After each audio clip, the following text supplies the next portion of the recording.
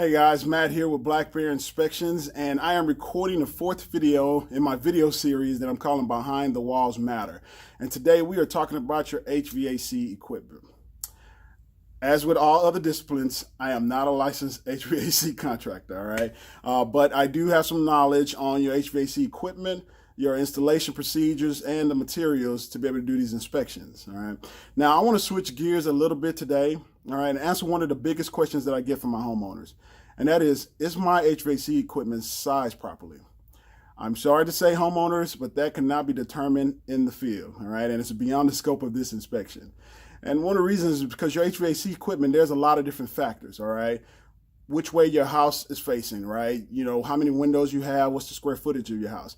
All those things have to be factored in, and your HVAC contractors have specialized knowledge, and they use software, all right? And they use what's called a manual J, a manual S, and a manual D, which bases the heat load calculations of your house, the size of your equipment, and all your ducting. And that gets done in some office somewhere, sometimes in a cubicle. All right, and so we can't do that out here in the field.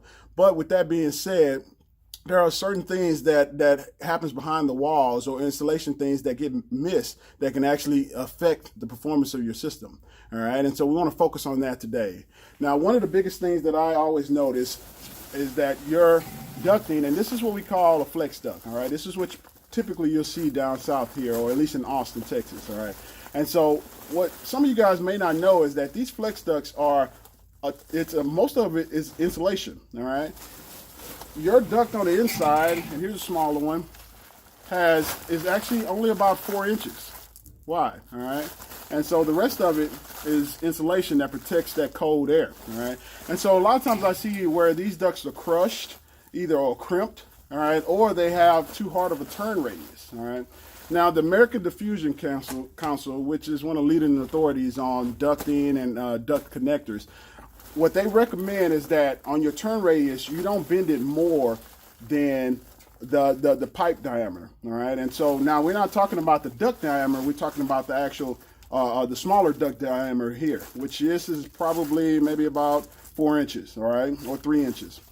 And so now what you want to do is turn that duct, and imagine if you had a 3-inch spear or ball that's right here. And that is about as far that you can make that turn. Anything more than that increases friction, which affects your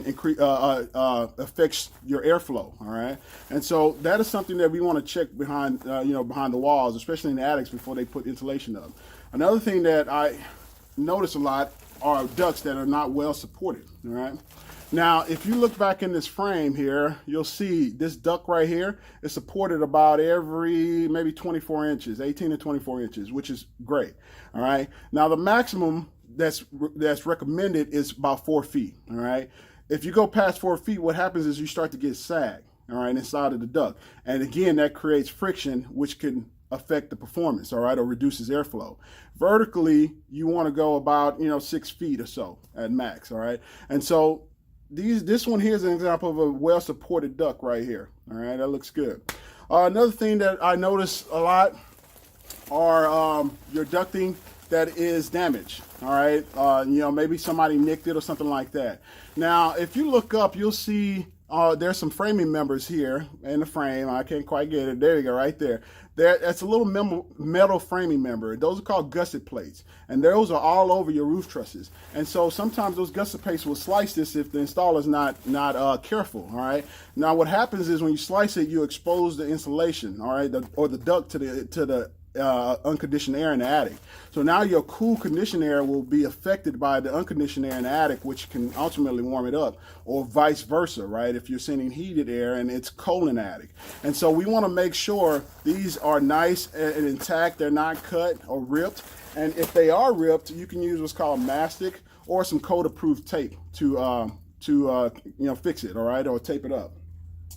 Another type of flex duct or flex pipe that I see is we use these for our bathroom exhaust fans. All right, these are important to be supported well. All right, and then if you have any connections, you want to make sure that they taped. If it's damaged or crushed, you really want to replace this. All right, if we find it damaged or duct, because this is a little bit more rigid, and you'll see on the inside. All right, and so a crushed duct now reduces that airflow. It creates more friction. All right.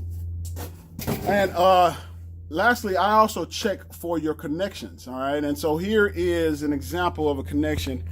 If you look, this is what we call a plenum box, and you will see these two big ducts right connected to it. All right, that's a good connection right there.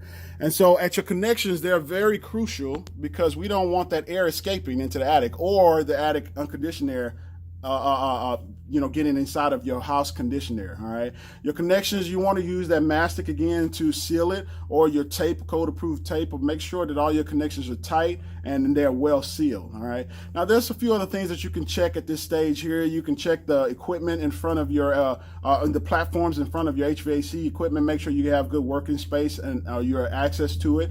And it's better to check those things now, because once installation gets up here, it's a little harder to fix. You're rummaging around in insulation, it's itchy and all that good stuff. And so and one other thing that I also like to check, and if you notice this little black pipe here, all right, these pipes come from your condensing unit outside. If you're ever wondering what they were, the larger one is called your suction line, and the smaller one, if you look in the frame down here, this is called your liquid line. Okay, now your suction line has to have insulation on it. All right, and the reason why is because your suction line is carrying low temperature vapor back to that unit, your compressor. Your big condenser has a compressor inside of it, and it takes that low temperature vapor and compresses it. All right, and heats it up, and then starts the cycle again.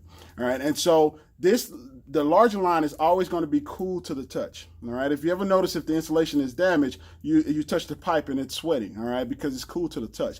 And so we want to follow this line all the way where it comes from outside into the attic to make sure that it is nice and insulated. Sometimes insulation gets damaged. Sometimes they just forget to put it on there. All right, and so we don't want that condensation to build up in your attic. So that's one of the other important things that I check, and those are a few items that we check during your frame or your pre-drywall inspections. All right. Thank you again, guys, for watching my video. If you have any questions or if you like this video, share it. Post your questions below. And if you want to schedule inspections, please do call me and schedule today. Thanks.